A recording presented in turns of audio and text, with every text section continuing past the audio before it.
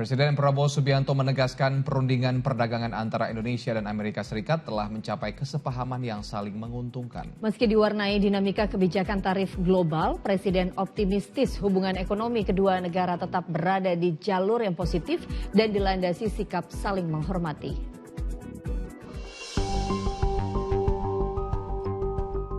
Usai melakukan rangkaian pertemuan di Washington DC, Amerika Serikat Sabtu waktu setempat, Presiden Prabowo Subianto menyampaikan hasil negosiasi dagang antara Indonesia dan negeri Paman Sam. Dalam keterangannya kepada wartawan, Presiden menyebut proses negosiasi yang berlangsung cukup lama ini telah menghasilkan kesepakatan yang menguntungkan kedua belah pihak.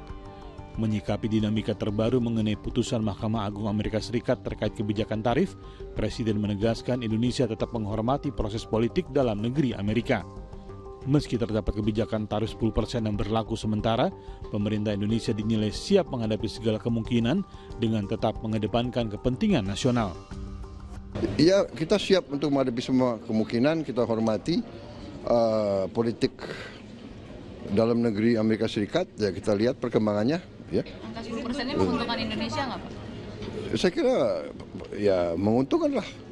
Ya, kita siap untuk menghadapi segala kemungkinan. Sementara itu, Menko Perekonomian Airlangga Hartarto menjelaskan, meski Mahkamah Agung Amerika Serikat membatalkan tarif global, namun perjanjian bilateral kedua negara memiliki mekanisme tersendiri yang tetap berjalan. Keputusan kemarin yang 10% itu hanya berlaku untuk 150 hari, yang 10%. Sesudah itu mereka bisa perpanjang atau mereka bisa merubah dengan regulasi yang ada.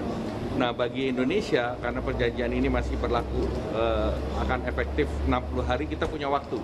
Kami sudah berkoordinasi dengan USTR, dan mereka mengatakan akan ada keputusan kabinet mereka terhadap mereka yang sudah menandatangani perjanjian.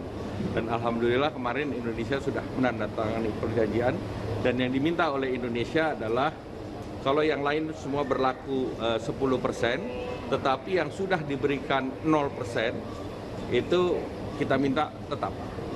Sejumlah komoditas yang mendapatkan fasilitas tarif 0% antara lain adalah produk agrikultur seperti kopi dan kakao, serta rantai pasok industri seperti elektronik, CPO, hingga tekstil.